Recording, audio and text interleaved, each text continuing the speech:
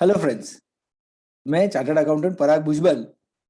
आज हम बात करेंगे इनकम टैक्स के अंडर जो ग्रैंडफादरिंग क्लॉज है उसके बारे में हम जानेंगे और उसका कैसा बेनिफिट ले सकते हैं। चलिए देखते हैं।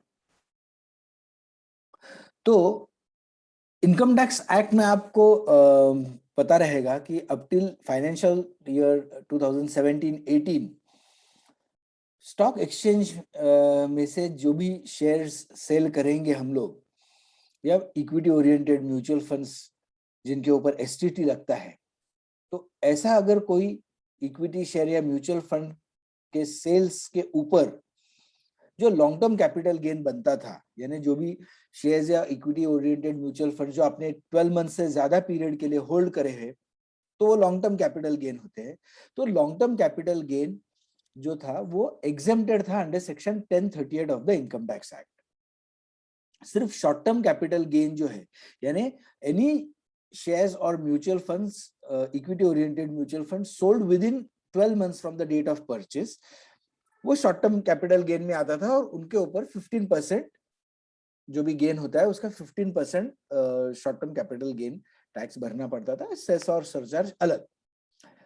लेकिन जो बजट 2018 प्रेजेंट किया गया था 1 फरवरी 2018 को, तो उसमें ये जो लॉन्ग टर्म कैपिटल गेन के ऊपर जो एग्जेम्पशन था इसको विड्रॉ कर दिया with effect from 1 April 2018, applicable from financial year 18-19।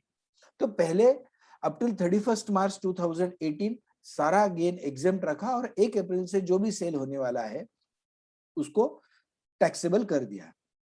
तो टैक्स कितना कर दिया? 1 अप्रैल 2018 के बाद जो भी कैपिटल गेन होने वाला था, long term capital gain was tax at 10% plus surcharge and cess, and this was on the net gain. कोई भी इंडेक्सेशन जो बाकी कैपिटल एसेट्स के लिए मिलता है, लॉन्ग टर्म कैपिटल एसेट्स के लिए, तो वो इंडेक्सेशन का बेनिफिट यहाँ पे नहीं मिल रहा था। विदाउट इंडेक्सेशन आपको स्ट्रेट अवे 10% जो भी आपका गेन हुआ है उसके ऊपर भरना था। Short term capital gain continued at 15%। और उन्होंने क्या किया है, जो भी लॉन्ग टर्म कैपिटल गेन है up to ₹1 lakh per annum, no tax has to be paid. तो लॉन्ग टर्म कैपिटल गेन अगर आपको हुआ भी है पर एक साल में अगर वो 1 लाख से कम है तो आपको उसके ऊपर कोई टैक्स देने की जरूरत नहीं है। This has been made applicable from 1 April 2018, applicable for financial year 18-19, assessment year 19-20। तो पहले ये एग्जेम्प्ट था, बाद में ये टैक्सेबल हो गया। अभी इसमें टैक्स और प्रैक्टिकल डिलेमा ये था कि पहले अगर एग्जेम्प्ट था तो जब गवर्नमेंट उसको कोई भी विड्रॉ करता है कोई कंसेशन, तो वो प्रोस्पेक्टिव कर सकता है, आगे से कर सकता है, it can not be retrospective. तो कोई भी कंसेशन जो दिया गया था, जैसे exemption, capital gain exemption was a concession given for development of the capital market, तो एग्जेम्पशन विड्रॉ अगर करना है तो वो सिर्फ प्रोस्पेक्टिव कर सकते, रेट्रोस्पेक्टिव नहीं कर सकते। इसका मतलब ये होता है कि जो भी लॉन्ग टर्म कैपिटल गेन हो रहा है as on the previous day of the presenting of the budget, budget present किया था 1 फरवरी 2018, यानी 31 जनवरी 2018 तक का जितना भी लॉन्ग टर्म कैपिटल गेन हो रहा है उसके ऊपर गवर्नमेंट टैक्स नहीं लगाता था। ये अगर एग्जेम्पशन नहीं कंटिन्यू होता है तो उसमें बहुत सारे लीगल प्रैक्टिकल प्रॉब्लम्स होते थे आगे जाके। और एक बहुत बड़ा प्रॉब्लम ये हो सकता था कि अगर ये टैक्स अगर 31 मार्च 2018 तक एग्जेम्प्ट है और 1 अप्रैल 2018 से अगर लॉन्ग टर्म कैपिटल गेन बनता है, तो बड़े इन्वेस्टर्स ने, सारों ने फरवरी और मार्च में उनका जितना भी कैपिटल गेन हो रहा है वो सारा का सारा वो बुक कर देते थे। It would have caused a bloodbath on the stock exchange. Stock exchange में पूरा स्टॉक एक्सचेंज धुल जाता था। तो there was a legal and a practical, दोनों प्रॉब्लम था। तो इसके लिए एक सोल्यूशन निकला, grandfathering. Now what is grandfathering? जब भी कोई क्लॉज या पॉलिसी कभी भी कोई भी लॉ में ऐड कर देते हैं या अमेंड करते हैं, तो कुछ लोगों को उसमें से रिलीफ दिया जाता है। जो रिलीफ देते हैं उसको ग्रैंडफादरिंग बोलते हैं। तो ग्रैंडफादर्ड पर्सन जो रहता है उसको उस डेट तक, जब तक वो लॉ चेंज नहीं हुआ था, उस डेट तक का जितना भी बेनिफिट्स मिलता है वो बेनिफिट्स कंटिन्यू होते हैं. So that is called as grandfathering of the law. अभी हम इनकम टैक्स में ये जो 1038 का एग्जेम्पशन जो विड्रॉ किया गया था, उसके लिए कैसे ग्रैंडफादरिंग वर्क करता है वो देखते हैं. जब भी कैपिटल गेन्स हम कंप्यूट करेंगे तो कॉस्ट ऑफ एक्विजिशन आपका सेल्स कंसिडरेशन में से कॉस्ट ऑफ एक्विजिशन रिड्यूस करना होता है. टोटल सेल कंसिडरेशन में जब भी आप कॉस्ट ऑफ एक्विजिशन रिड्यूस करेंगे तो आपको जो मिलता है वो कैपिटल गेन मिलता है. उसमें कोई इंडेक्सेशन नहीं मिलेगा for the purpose of taxation of gains from equity shares and equity oriented mutual funds.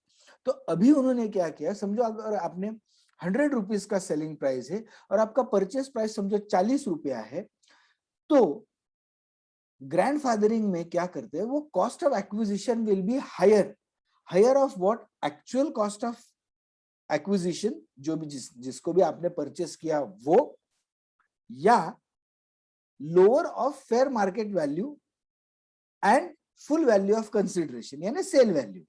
तो पहला स्टेज ये है कि आपको ये डिसाइड करना है कि फेयर मार्केट वैल्यू और सेल कंसिडरेशन में से जो कम है वो लेना है, और कॉस्ट ऑफ एक्विजिशन और ये जो भी लोअर है इन दोनों में से, उसमें से जो हायर है उसको लेना है. थोड़ा सा डिटेल में समझते हैं. फेयर मार्केट वैल्यू जो रहेगी वो रहेगी highest price of that share और mutual fund on any recognised stock exchange as on 31 January 2018. तो ये हो गया फेयर मार्केट वैल्यू. सपोज कोई शेयर ऐसा है जो 31 जनवरी 2018 को ट्रेड हुआ ही नहीं था due to some other reason, तो उसका प्रीसीडिंग जो भी ट्रेडिंग डे है वो डेट में जो हाईएस्ट प्राइस रहेगा वो लेना है. तो इसका इफेक्ट ये होता है कि 31 जनवरी 2018 तक का आपका जितना भी गेन हो रहा है, अगर कोई गेन हो रहा होगा तो वो सारा का सारा गेन आपका एग्जेम्प्ट हो जाता है.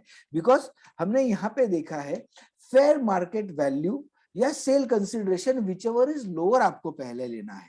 तो समझो हम एक एग्जांपल लेते हैं कि मैंने कोई शेयर 100 रुपए में बेचा है, मैंने उसको 10 रुपीज में परचेज किया था और उसका फेयर मार्केट वैल्यू समझो 40 रुपया था. तो पहले मुझे lower of fair market value और सेल प्राइस निकालना है. तो समझो मेरा फेयर मार्केट वैल्यू था 40 रुपीज और मेरा सेल कंसिडरेशन हो गया 100 रुपीज, इसमें से मिनिमम था 40 रुपीज, तो मैंने 40 रुपीज लिया. और कॉस्ट ऑफ एक्विजिशन मेरा 10 रुपीज था. सो 10 रुपीज और 40 रुपीज में से जो हायर है वो मुझे लेना है. तो इन इफेक्ट मुझे 40 रुपीज में उसमें से रिड्यूस कर सकता हूं. तो मुझे जो भी मेरा गेन जो 31 जनवरी 2018 तक जो हो रहा था वो सारा का सारा मेरा गेन एग्जेम्प्ट ही रहेगा. इन शॉर्ट हम लोग ये सब इसका एग्जाम्पल समझ सकते हैं कि एनी परचेस और cell before 31 January 2018 exempted under 1038.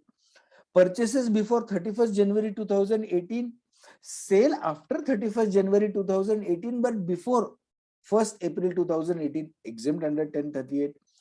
Purchases is before 31st January 2018 and sale is after 1st April 2018. तो जो भी लॉन्ग टर्म कैपिटल गेन आपको 31 जनवरी 2018 तक आ गया है वो एग्जेम्प्ट हो जाता है because of this grandfathering clause. Capital gains जैसे हमने डिस्कस किया था उस हिसाब से आपको कैलकुलेट करना है. और अगर आपका परचेस ही अगर 31 जनवरी 2018 के बाद है और सेल भी आपका ऑटोमेटिकली उसके उसी डेट के बाद होता है, तो वो लॉन्ग टर्म कैपिटल गेन जो भी होगा that will be taxed as per discussion which was done earlier. उसमें आपको कोई ग्रैंडफादरिंग क्लॉज नहीं मिलेगा क्योंकि आपका परचेस है 31 जनवरी 2018 के बाद है. अभी इसमें से हम बेनिफिट कैसे लेते हैं, इसका प्रॉफिट कैसे ले सकते हैं. 31 जनवरी तक 31 जनवरी 2018 तक का जो भी फेयर मार्केट वैल्यू है या आपका कॉस्ट प्राइस है या आपका सेलिंग प्राइस है, उसमें से जैसे हमने वो lower of bottom two and higher between this two वो हो जाता है. लेकिन अगर फायदे की बात करनी है तो उसमें यह है कि पहले जब long term capital gain exam था तो लॉन्ग टर्म कैपिटल लॉस भी अलाउेबल नहीं था। अगर आपका कोई शेयर में अगर लॉस होता है तो वो आप किसी दूसरे गेन या दूसरे इनकम के अगेंस्ट में एडजस्ट नहीं कर सकते थे।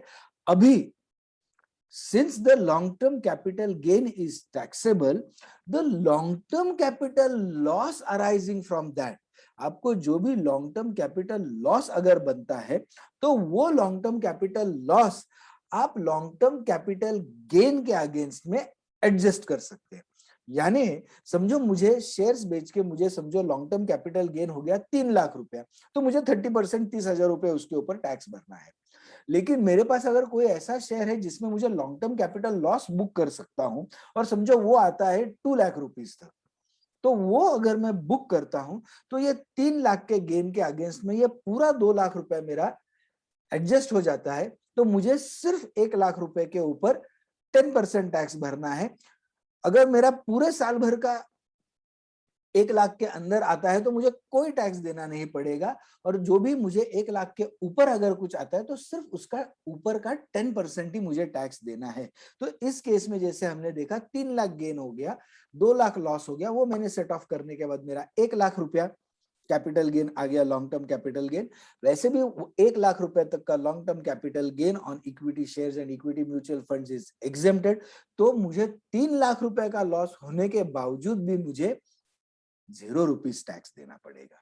ये हो गया एक फायदा। दूसरा और एडिशनल फायदा ये ले सकते हैं कि अगर मेरे पास कोई अनअब्सॉर्ब लॉन्ग टर्म कैपिटल लॉस है, सपोज इसी केस में मुझे 3 लाख रुपया गेन हो गया पर मेरा लॉस 5 लाख रुपया हो रहा है, तो वो 3 लाख रुपया गेन के अगेंस्ट में 5 लाख रुपया लॉस सेट ऑफ होगा, और ऊपर का जो मेरा 2 लाख रुपया अनअब्सॉर्ब कैपिटल लॉस है वो मैं कैरी फॉरवर्ड कर सकता हूं आगे के सालों में। और जब भी मुझे आगे के सालों में लॉन्ग टर्म कैपिटल गेन होगा आगे के 8 सालों तक, वो मैं इस लॉन्ग टर्म कैपिटल गेन के अगेंस्ट में एडजस्ट कर सकूंगा। तो ये हो गई फायदे की बात। ऐसा लगा, I thought that this particular taxation of equity shares, equity oriented mutual funds और एक ग्रैंडफादरिंग का जो सबसे इंपॉर्टेंट क्लॉज है, थोड़ा सा आपके साथ डिस्कस करूं। ऐसी ही कुछ अच्छी चीजें टैक्स के बारे में, इन्वेस्टमेंट्स के बारे में, अलग अलग जो टॉपिक्स है इन द फाइनेंस वर्ल्ड, वो लेके हम आपके पास आ जाएंगे। टिल देन, नमस्ते, बाय बाय।